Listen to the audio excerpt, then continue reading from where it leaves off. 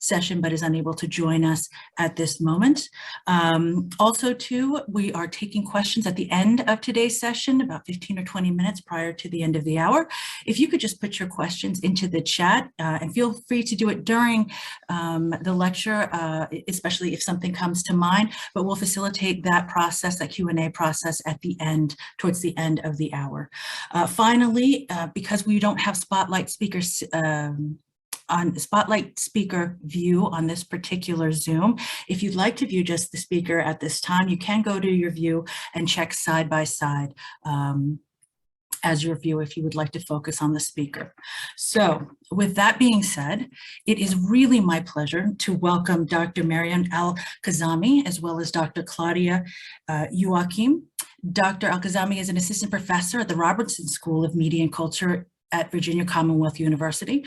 In spring of 2022, she's a visiting scholar at the Bobst Center for Peace and Justice at Princeton University, thanks to a generous grant from the Kuwait Foundation for the Advancement of Science.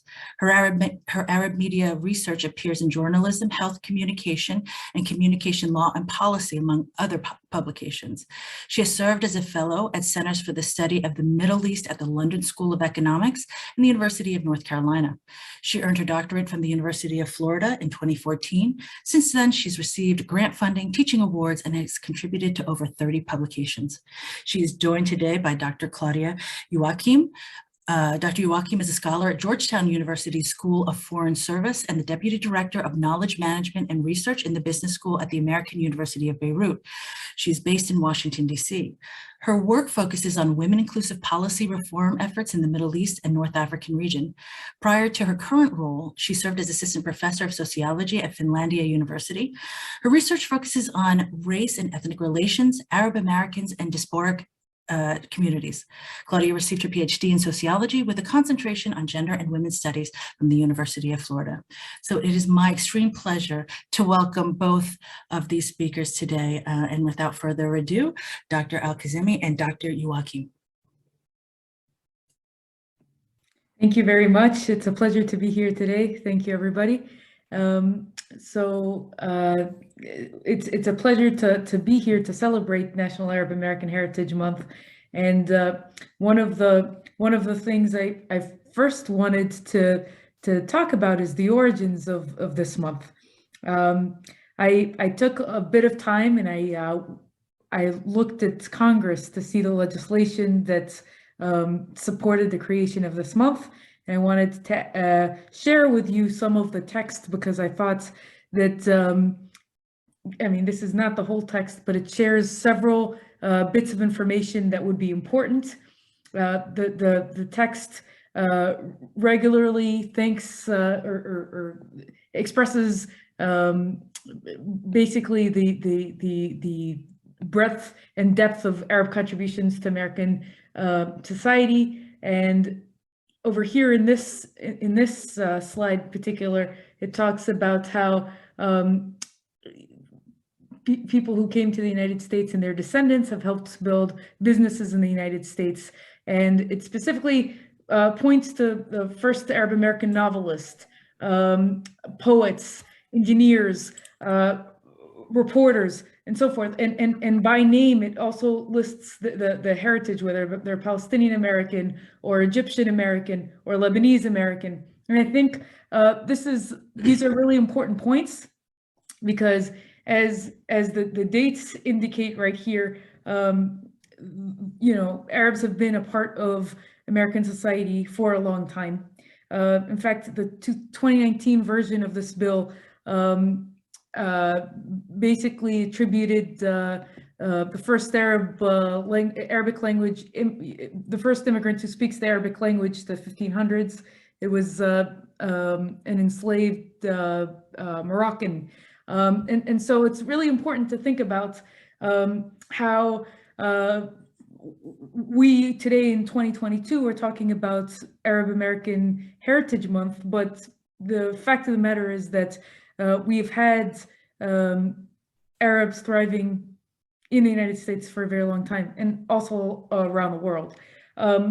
This section that I've added here also includes justification for celebrating events such as the National Arab American Month. And you'll see at the bottom, it says, whereas the federal government has overstepped its constitutional boundaries in regard to surveillance and suspicion of the Arab American community as far back as the 1960s, when FBI included Arabs as targets of counterintelligence programs, right? And so it's also kind of an important thing to recognize that I was able to find one of the representatives, Representative Rashida Tlaib, who is introducing this bill currently at the current Congress. Her press release mentioned that celebrations of this month are traced back to 2017, but actually this group has existed in the United States for way longer than that, and there is reason to celebrate the Americanness of the Arab American community here. This is from the White House. There was a kind of a presidential acknowledgement of the National Arab American Heritage Month that President Biden has signed, and there was plenty of news coverage surrounding this. And if we can keep that up, I just wanted to also highlight the verbiage that the president uses. I think it's very powerful in kind of contextualizing Arab contribution to American life, but then also Arab barriers and structural disadvantages that they've also faced as they've navigated life in the States. And this is the second paragraph, the second full paragraph says, we also recognize that too many Arab Americans continue to be harmed by discrimination, bias, and violence. As president, I have made it a top priority to strengthen the federal government's response to hate crimes and to advance a whole of government approach to racial justice and equity so that all Americans, including Arab Americans, can meet their full potential. He's grateful for the contributions and that today and every day we must do to celebrate people's ancestry and their backgrounds. And so, definitely appreciative as a Palestinian American, as someone who wanted to and still pushes for diversity, equity, and inclusion initiatives, have this month because it induces these kind of conversations and more outreach to happen. So it kind of, it pivots into so many different initiatives, and super grateful for that. And also that, people, I want to also kind of extend that conversation to say, there's not a month for every single group. And I don't think we have enough calendar months to recognize that, there's so many other people also that we still kind of need to leverage, and we might not have those like monthly opportunities or spaces, but that we should navigate, life and as humans in a way that we create that inclusion, and we're kind of cognizant of that. So I just kind of wanted to extend that to people who are not represented.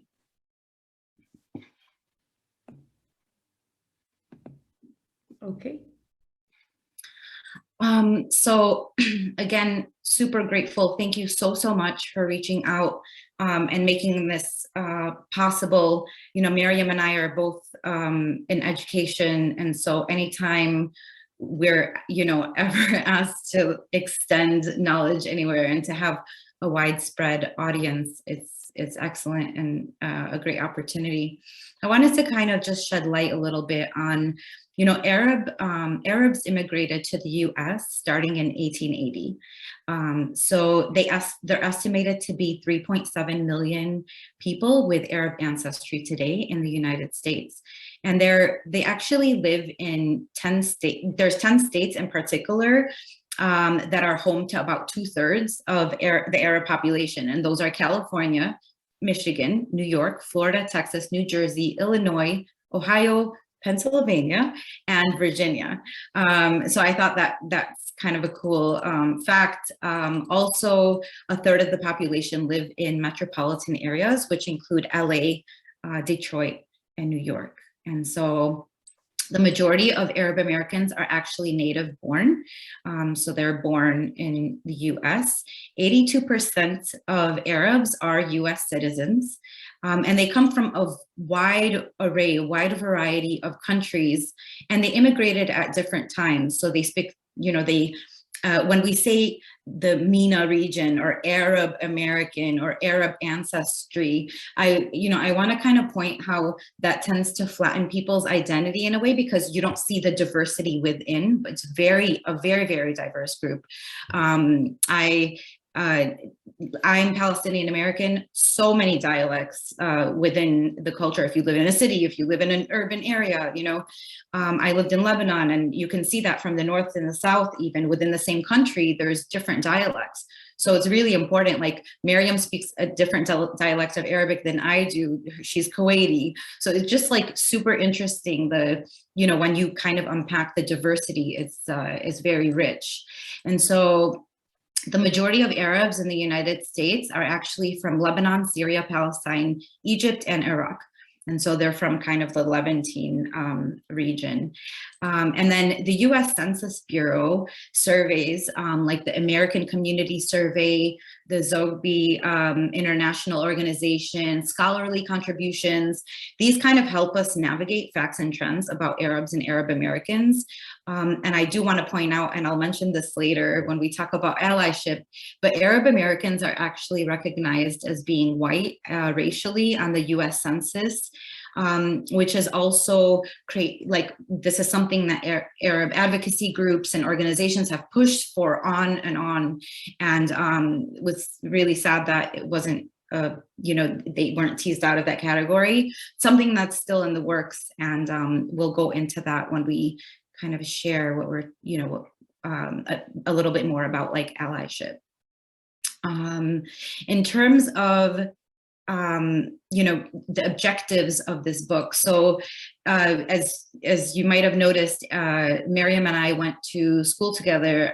We both went to the University of Florida, and both of us being from Arab, both of us having Arab ancestry, we would talk about having, like the different migration patterns. Like she was born in the States and then raised in Kuwait and then came back here, and I was born and raised in Chicago, but we would talk about the different migration patterns and how there hasn't been any book to kind of capture these trajectories and different patterns of acculturation and assimilation that have kind of taken place. So we both have initially a personal connection to the work that we are doing. I'm a sociologist, she's a communication scholar, so I kind of want to mention that. There's a family history there. So my dad lived in Chile before he moved to Chicago. So again, kind of navigating the migration was really something that I wanted to personally investigate and then investigate through scholarship. And then, just showcasing the patterns of immigrations for Arabs from the MENA region and the contributions that they have in their new spaces. And so, Arab Worlds Beyond the Middle East and North Africa offers that. It offers this interdisciplinary approach to understanding the different migration patterns that we have and how persons belong to different nation states, and they live in non-Arab countries now, non-Arab majority countries, but they come from different communities that belong to the MENA region. So each chapter actually unpacks this diasporic journey and how it's experienced through immigrant communities across the globe.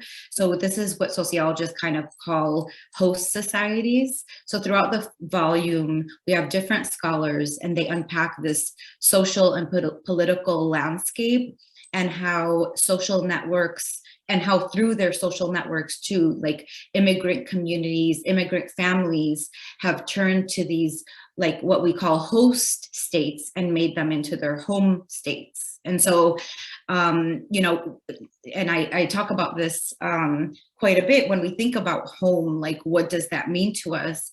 And we know that for immigrant communities at large and the Arab population included, that home is constantly questioned when you're immigrating from one country to another.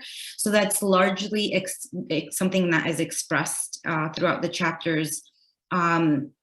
And then there's different levels of integration. You know, it's different when you say someone's acculturating versus assimilating. Assimilation is kind of stripping someone or a group of their uniqueness and trying to just have them adapt to like a new normal cultural norm. And that's something that we always have to balance, like what is, you know, where is the kind of happy medium?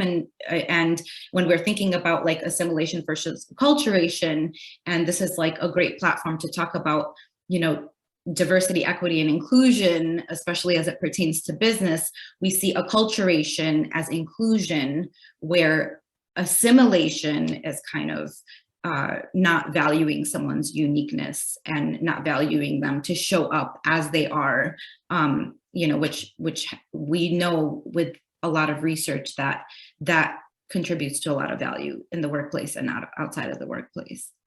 It unpacks, you know, what is the diasporic experience.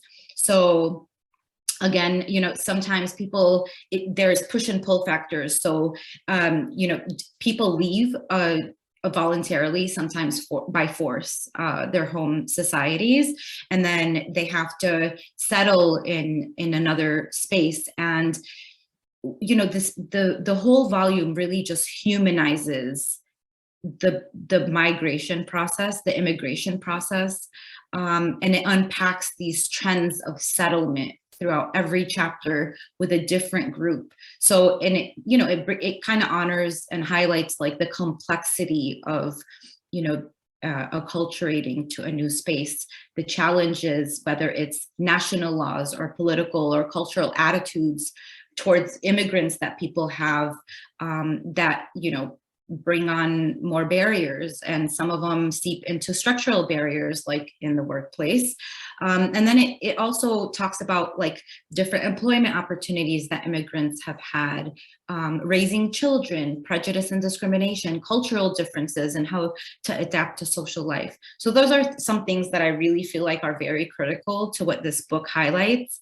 And additionally, I think what makes this volume sort of special in its own right is that we have authors from a wide variety of disciplines. And so we have like historians, sociologists, social psychologists, communication experts, you know, even our book cover, the one that you see here, is actually a globally well-renowned artist. Her name is Manal Deeb, who is actually, she is part of the diaspora herself. She's of Palestinian ancestry, and her work is actually featured in the Palestinian American Museum. We were super honored to have her as part of our contributors, and as a way of, Claire, I heard you say this earlier, like not working in silos, kind of trying to like push the boundaries on that a little bit more. And I definitely urge you to kind of check her work out. It's really fantastic. Again, it's Manal Deeb, D-E-E-B. The last part I wanted to kind of highlight here is why read this text? Like, why are we bringing this text to a business school and kind of making the connection there? So aside from the fact that it provides a good overview of the Middle East and North Africa and this global immigration trajectories, it illustrates an important distinction between, and what I was talking about before, is assimilation and acculturation. When it comes to the workforce, we know that when it comes to even the human resource cycle, for example, accessibility, whose application gets looked at, what someone's name is, how they get profiled, you know, all of these things have to do with also the uniqueness of a person. And I know that, you know, this is critical in the business world in terms of having inclusive policies, in terms of having inclusive practices, where you don't have sort of a you know, bringing someone on and kind of having diversity and stirring, like really making it purposeful how you're including people in the world of business. So the first steps towards inclusion and belonging is humanizing people. And what we know about DEI trainings is that they are not enough. They're not ever going to be enough. And so like we have to do that cultural work. And this is one way you can do that cultural work, is to be purposeful in the way that, you know, as professionals, as persons who can put, you know, someone's resume in a pile or not, for example, as someone who, you know, we have affinity bias when we work in organizations. Who gets promoted? People that kind of look like us, or people that, you know, we kind of have an affinity towards. And so I think that in order to really hone in and tackle bias and unconscious bias, we really have to do our cultural work. And this is a book that can kind of start that conversation within any school, and especially the business school. Thank you. And I have to say how wonderful it is to be here and talking to graduate students, which I assume maybe not everyone is a graduate student, but it was when Claudia and I were graduate students that we conceived of this book, because what we saw was the narratives of the people that we were socializing with, the people that we came across in our personal lives, as our families kind of went in and out of places. We felt like there was nowhere to go where we could make sense of all of this. And so just as in the real world, people come together in companies, even if they were trained sometimes in the arts or in different fields, what we really wanted was to have a kind of book that would speak to a more global understanding of the Arab communities around the world. And so in addition to this book bringing in an artist on the front cover, who, by the way, there's a reflection of the artist in the book, we also wanted to make sure that, so we have some professors who are authors in this book, but we also have people who are career diplomats, and we have communities represented from around the world: Singapore, Germany, Connecticut, Brazil, Argentina. And so really what we tried to do was capture migration patterns, but also there's something to be said about how interconnected the world is, how today multinational corporations are around the world in so many different cities, how just all the patterns of where products are manufactured and produced and then marketed to. There's really a need for understanding culture, and understanding the diasporic communities around the world can be an important part of that picture. And one of the things I wanted to talk about that's a little bit beyond what the book kind of includes, there's a long history of manufacturing Arab communities in Cuba. The author explains that there is actually textile manufacturing in Cuba. I'm part of the Arab Americans, but here I am, at Princeton University, and I got so excited because there's a huge Arab population here, and it's just been so interesting to go and get to know people. And what I've honestly gotten to see is the number of restaurants that, I live in Richmond, Virginia. They're great restaurants in Richmond, okay? But the kinds of restaurants in a place like Paterson, New Jersey, have been really surprising to me to witness, right? And also coming across, as I've told people, look, I want to meet as many Arab Americans as possible. I've gotten to meet the author of a documentary, 1001 Journeys, the Arab Americans, and it's been just so inspiring. I got connected to playwrights, Heather Raffo's Iraq plays, Things That Can Be Said. It's been so inspiring to meet all these people who work in the arts in this part of the country. Beyond that, the book kind of talks about Arab Street, but also when Claudia and I got the opportunity to present our book to an audience in Singapore during the pandemic through Zoom, we got to witness musicians, originally Arab Singaporean musicians. We've gotten to speak with people who speak Arabic along with other languages. It's been really cool to notice. And on Arab streets, there's there are restaurants, there are places that celebrate Arab heritage, even beyond the borders of the United States. And I just wanted to kind of emphasize that there are lots of opportunities to celebrate the kind of professional work of Arabs who've created businesses, whether it's kind of in manufacturing, whether it's in the arts and in communications or otherwise. And that being said, Claudia, would you like to take it from here?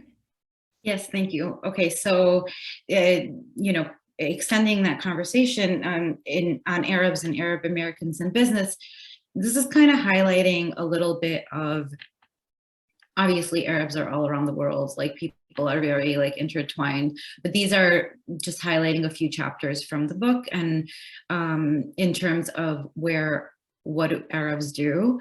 And so we have two authors who actually wrote about Syrians in Connecticut, Manal Al-Natur and Rita Stefan, and they focused their work on this ethnographic framework, and they wanted to uncover how do Syrian refugees who live who have been, fled persecution, are adapting to life in Connecticut. And it's a fascinating contribution. They're paying attention particularly to the role of Syrian refugee women in their family, and they're considering how their gender identity, how their gender performance and how norms are applied in navigating economic challenges. And so when we're talking about humanizing like an experience, this is really like the chapter for it. And they talk about how navigating economic challenges in the United States happen through different levels of agency for these women. And so they say it happened in three ways. One is they were active. There's active agency, there's like ambivalent, and then there's passive. And so they highlight the conditions and the content that shape these acculturation patterns. So how someone kind of like navigates their this new world, given their level of agency, by highlighting their like gender identity and performance. And so the majority of Syrian refugees since the majority of refugees that are in the United States who are Syrian are actually women and children, this chapter is really an important contribution because it addresses their level of empowerment. And so they're saying that basically the responses vary. The responses varied between having this like extreme amount of agency, extreme amount of like being a passive, active participant in shaping their new lives and how they navigated things, versus kind of being a little bit more ambivalent, by routinely kind of embracing their work and then learning English for like their family's sake, or they were passive, and sometimes even helpless. And so, when we think about these communities, especially like the gender roles that women had, or had, and then now they have to kind of integrate into their new society.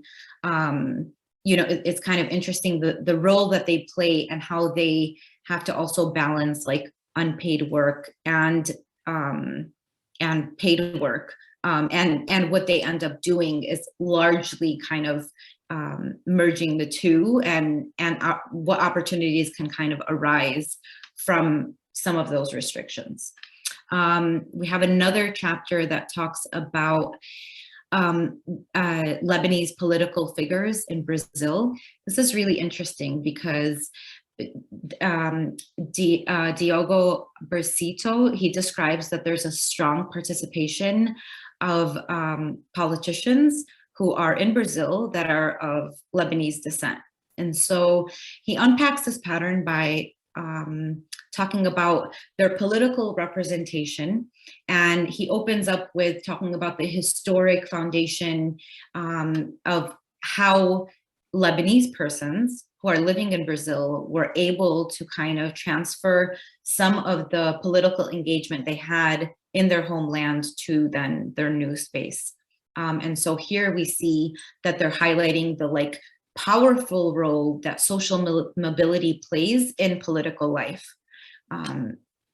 So that's another example. He's also recognizing that Lebanese persons also had supportive social and political conditions that enabled this process. And so for a minority group, then to have a pretty powerful like positions in a society, you kind of have to have that leverage. And then, for instance, you know, part of that these supportive measures are how Lebanese immigrants, for example, had their geographic spread in the country and where it was assisted with them gaining the support of their constituents. So Lebanese political presence is really shaping life in Brazil and Brazil's national and foreign policy decisions as a result of that. And so we see these like high leadership positions, even though this is for a minority group who is in the society. The other one that I thought I would highlight too is entrepreneurship and Palestinian immigration to like Latin America. And so we have an author, his name is Michael Paulberg, and I really appreciated his chapter on like a personal and professional note. He talks about how the largest concentration of Palestinians are in Chile, followed by Honduras and El Salvador. And especially because data on Palestinians has been scarce in comparison to other ethnic migration from the Middle East. These patterns are, all of the patterns really are important to filling the gap in the literature and learning more about them. So he uses kind of a comparative analysis, and he says that, you know, the migration, these migration patterns began in the like mid to late 1800s, and while Palestine was under the rule of the Ottoman Empire, and then to today, and he kind of captures like where they are today, and their like socio-political journey with its challenges and with its successes, and how they're able to navigate life in Latin America. So part of this chapter also highlights that, you know, this diasporic community were able to work as entrepreneurs in small businesses and build a nationalist movement through social and political participation in their new communities, which I thought was really fascinating. And finally, you know, we'd be missing a big chunk if we didn't highlight Arab Americans in the US. And so if we go to the next slide, I don't know, these are just very, very few, but Arab Americans are celebrities, they are authors, they are doing public service, and you know, they are your neighbor, they're your student, they're your teacher. And so just kind of, you know, highlighting the like diversity, and also, you know, that the acculturation patterns that happen, especially through like what happens when we look at the people that we're looking at in this picture and thinking of stereotypes that we have of Arab Americans. And this is, there's more people that are of Arab ancestry than you would ever imagine, is the point I'm trying to bring home here.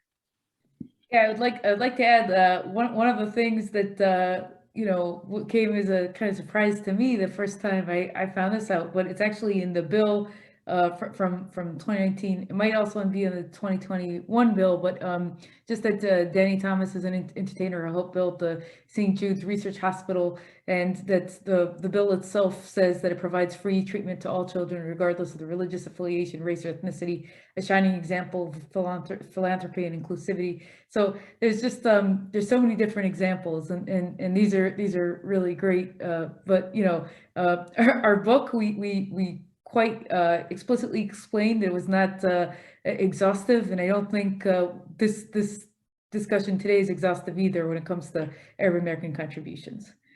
And so here we're going to talk a little bit about meaningful allyship, and you all being affiliated with a business school, you know, there is an Arab American Business Professional Association. There's also Arab American Association for Engineers and Architects. There are plenty of professional organizations. And so if, you know, if you are ever in the room when decisions are made about, you know, professional associations and fees being covered for them. Some of these professional organizations that focus on a certain cultural group may be worth bringing into the discussion. So I think partnerships could mean many different things. It could mean actually partnering for different events for recruitment. It could also mean covering membership fees. But there are lots of professional associations that exist in the world that are also affiliated with Arab culture. There's also a way to support Arab American businesses and artists through collaborative opportunities that are mutually beneficial. So Claudia and I were so thrilled that we were able to work with Mariam Alkazemi for the cover of our book. It was just such a pleasure for us. But that's really not the only way. There's like a lot of professional meetings. There's food and catering can be one way to support Arab American businesses in different cities across the U.S. Working with translators to make information accessible is another one. There's many different ways that we can support Arab American businesses in a way that would help our own businesses flourish. Okay. There's also the National Arab American Heritage Month. Could really, the Arab America Foundation has legislative and proclamation kits, as well as resources for educators. There's really ways to kind of support what we see at the national level, with bills being introduced to support the National Arab American Heritage Month. On the state level, you can talk to mayors, you can talk to school districts, you can talk to the state legislatures around the country. So I really kind of want to talk about how important it is that we have agency, we have a role to play when it comes to developing meaningful allyships with Arab American communities. Finally, they're creating opportunities to learn from a wide variety of Arab American voices. Honestly, like Claudia kind of mentioned, we really tried our best to bring in as many different voices in our book. And so it would be great for the book to serve as one of these learning opportunities. But it's not limited to that. Having conversations like this one, having courses that are, there's some universities that have Arab American studies as a minor or a major, having opportunities that even within corporations, opportunities for families to get to know one another. So what's really important is that we have a diverse set of voices that we listen to, that we can learn from media, but not to necessarily like assume that, okay, because we heard this, everybody who's Arab American must behave in a certain way, right? Like, let's not forget to humanize people and to realize that Arab Americans are not a monolithic group, and to just engage with a group of people, but also realize that this consists of lots of individuals. So Claudia, I'm sure there's stuff for you to add here. Yeah, the next slide. Okay. Thank you.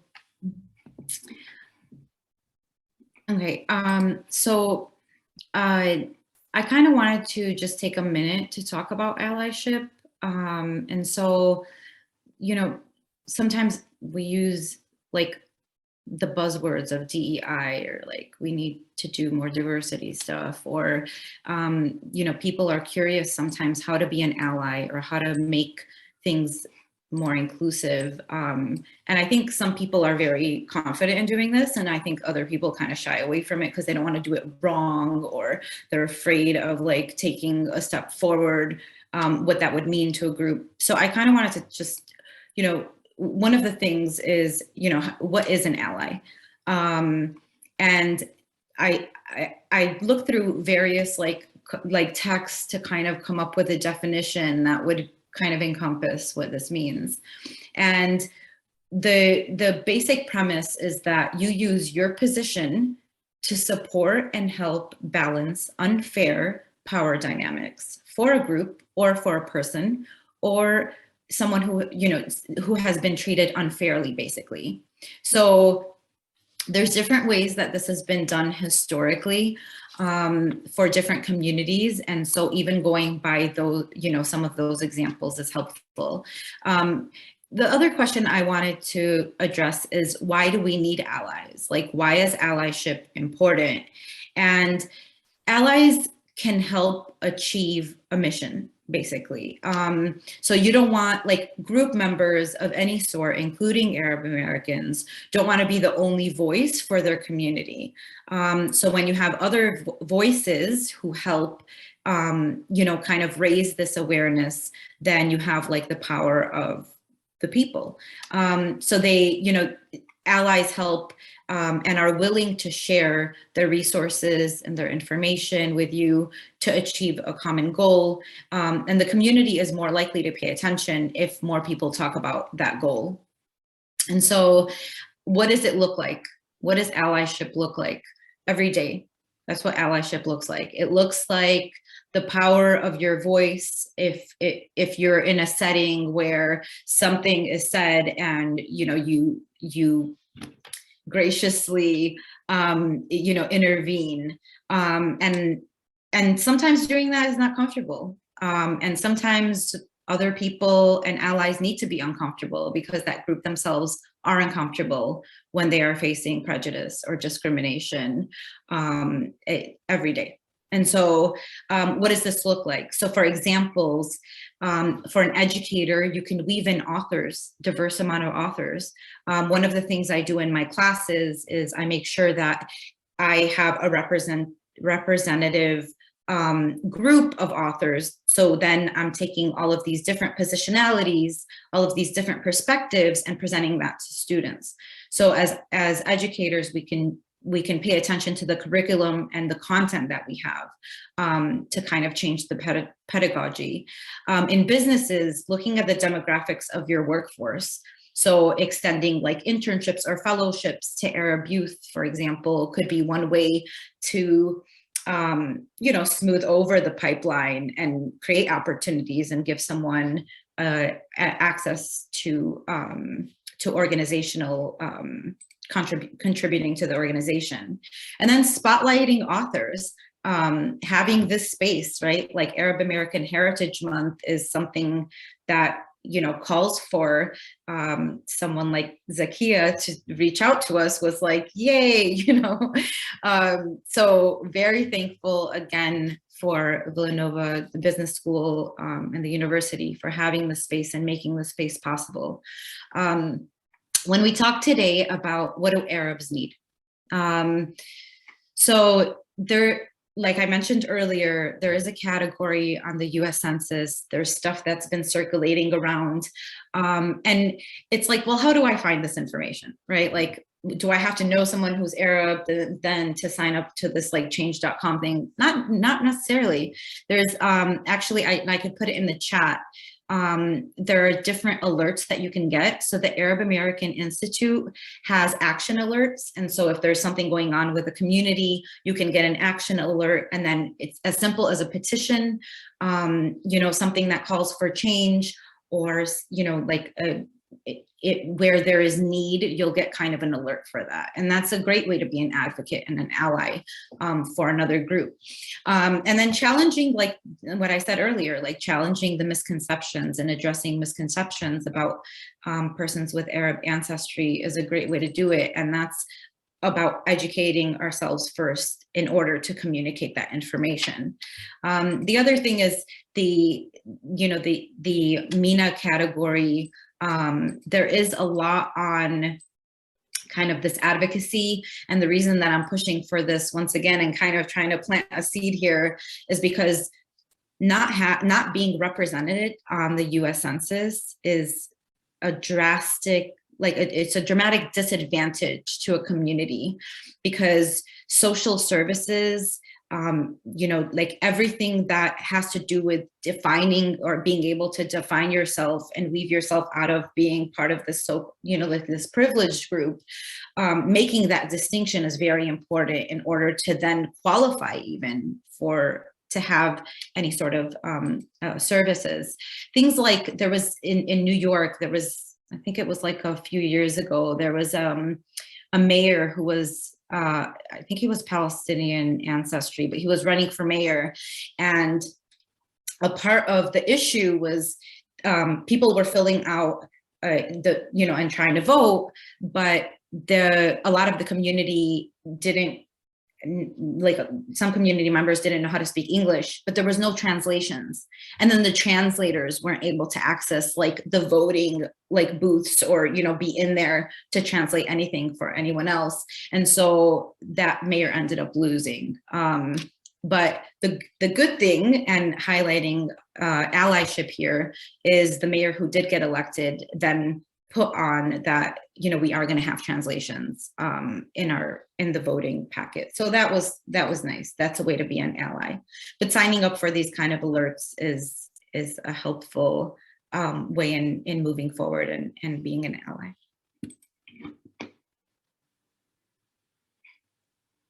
And I think that's it. If you have any questions, this is where you can do the action alert. I can also put that in the chat as well. And if you have any questions, super happy to take them.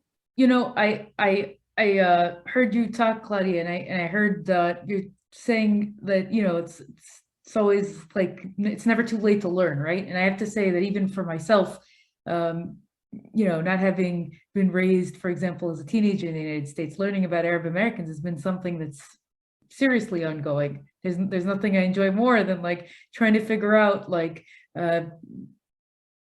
how immigration has changed the way you know, we access information, the way that we like what we trust in terms of media credibility, stuff like that. It's been just a lot of fun to try to learn. So it's never too late to learn. Even if you've written a book, you can still learn, right? That's really important.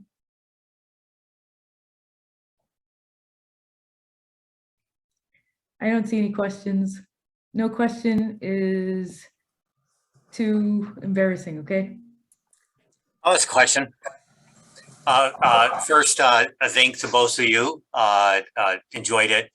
I'm Lebanese, and a lot of people probably wonder about my last name being Peters, and this is kind of part of the question here.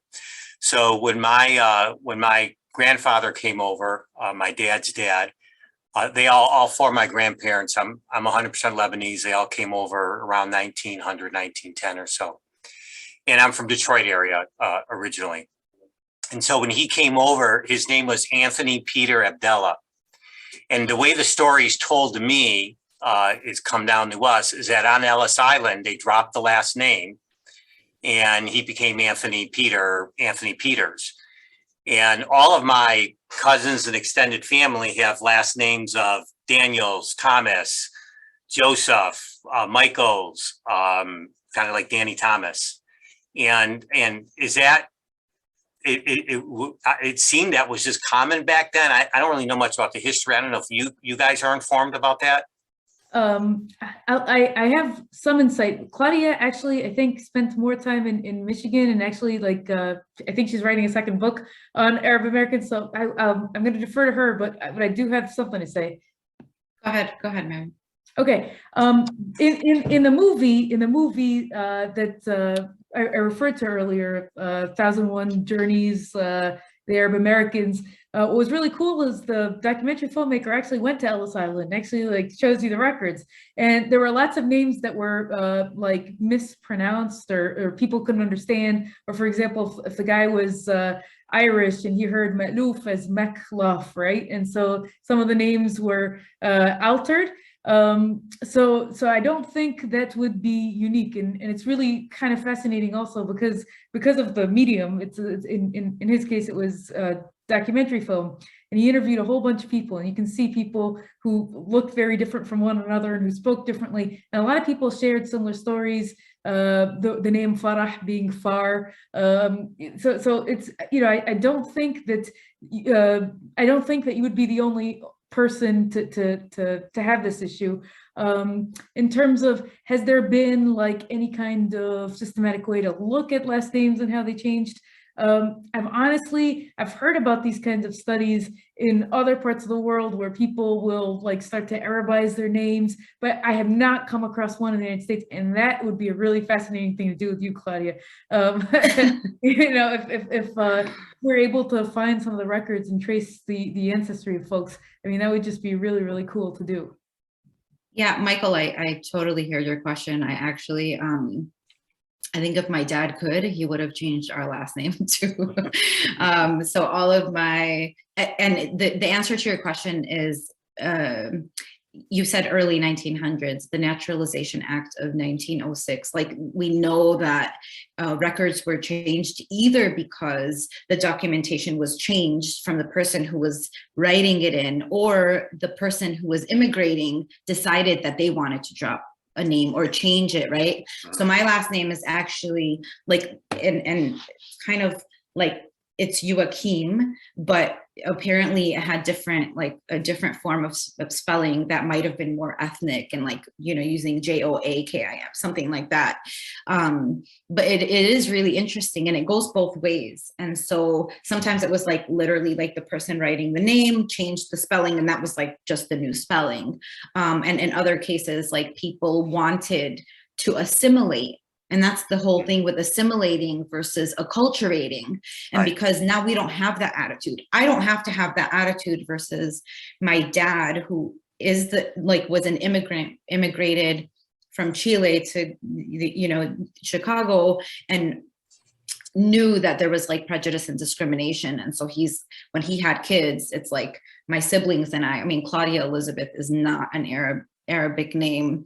My brother's name is Michelangelo. I mean, just, you know, to kind of, so like we were even told to say we were Italian and kind of really strip ourselves publicly, but not privately, right? And so there's this kind of like there's an interesting generational trend that happened, because now I remember the moment I told my dad I was going to start saying I was Palestinian because I'm not Italian, and he was upset at me because he thought, oh my gosh, you're going to endure so much discrimination, you're going to endure so much prejudice. And so, but now we're much more bold about doing that. You know, like, I don't think my parents or grandparents would have thought about having like an Arab American Heritage Month, for example. So we've become a lot more bold. We're even pushing to be out of the white category for the US Census, where my descendants wanted to be in that category. So it's just like a complete flip. And I wonder, what people, and what we see too is like the older someone gets, the more they're likely to embrace their ancestral identity. So it's interesting because you see people, I mean, if someone's in high school versus college versus like in their professional life, you will see a change in a lot of people and what they do with their names even, or how they want to rear their children. So it's intergenerational, I would say, and it depends on what wave that immigration pattern happens. So I'm not sure that someone would do that now, but it definitely was a solid pattern with the Arab community and with people of other ancestry that immigrated to the United States. Like, oh, I have an opportunity to change this. Great, So yeah. Okay, thank you. Thank you. Thanks for sharing. I have a question. Many of the people on the chat today are faculty, some are staff. When we're thinking about members of our community who are at the very, very beginning of this journey, your text is a bit advanced for someone who's just starting to understand what it means for there to be diversity within American culture and then within American cultural subsets. Do you have any suggestions for resources for someone who's just beginning to understand the Arab American diaspora, or even the Arab diaspora across the globe? Maybe a webinar, a podcast, a basic book somewhere where they can start. Sure. The processes. I think, and once again, I want to kind of point to the fact that Dr. Youakim is working on a book that I hope would fill that void. But like, we have the National Arab American Museum in Detroit, and they have a great website. We have the Arab American Institute that Claudia just mentioned. There are the movie that I just explained, I think is really a great movie. It talks even about religion, how 9/11 changed the identity, right? Like in today's world, we also have kind of very visible examples of Arabs, kind of with Rashida Tlaib being, Palestinian American member of Congress. She's not the only one, but there's actually several. Okay, but the cool thing is that I think there's a lot more willingness to be vocal and to claim the heritage perhaps than in the past. And Claudia, I see you just sent a link. You want to talk about that? Yeah, so I think this is the Arab American Institute, and I think it's a great space to start. And then the second link is like just specifically about like the history of Arab Americans. There's even a map, which is super cool. You can hover over the map and see like in Indiana, what does the Arab diaspora look like? And then you can get a breakdown of what that looks like for like in even a specific space. And so for example, and I actually got this and I was gonna put an extra slide about Pennsylvania just to kind of tailor it to you guys. But basically in Pennsylvania, the Arab, the Arabic speaking ancestry on the US Census grew more than 42% between 2000 and 2015, like pretty significant. And then the number of Pennsylvanians who claim Arab ancestry has actually more than doubled since the first census was measured in 1980. What was that? We had like 3 minutes. Oh, I don't think. Okay, and then yeah, probably I got about 15 minutes of stuff to do then again. But anyway, so in Pennsylvania, according to the US Census, you can even see this by county. Really cool data. And this is the website, the second website that I put on there. If you click on Pennsylvania, it'll give you that that information. It also can give you information about immigrants by country of origin. So from like 2009 to 2013, there, the immigrants to Pennsylvania were from Egypt, Iraq, Morocco, Syria, and Algeria. Just kind of like really interesting, more general patterns just to understand the community at large. And then you can definitely go into more specifics. So they have opinion polling, census information, and then they have a library that has a variety of reports and so on. So I think that would be a good place to start. Please reach out to me. I'll put my email address in here as well. If you want like other references, I'm very happy to share. I can't think of them like right offhand, but if you need something that's a little bit more tailored, happy to do that as well. I think there are some other scholars who've written some books. Dr. Amani Jamal of Princeton University, Dr. Nadine Naber. I don't remember the name of that university, but there's definitely several scholars who have worked on issues relating to Arab Americans. So I think that's also worth looking into.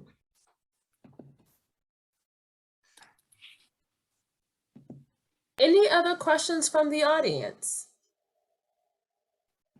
Well, I'll hand over the mic to Zakia, who'd like to make an announcement that aligns really, really well with today's discussion on allyship.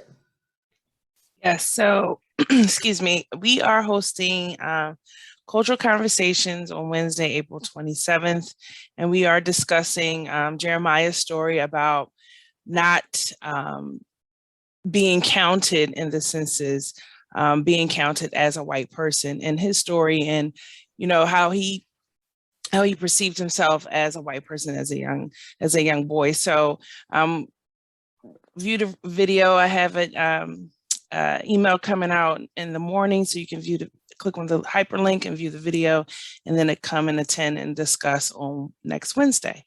Thank you. And for clarification, Cultural Conversations are a safe space for faculty and staff.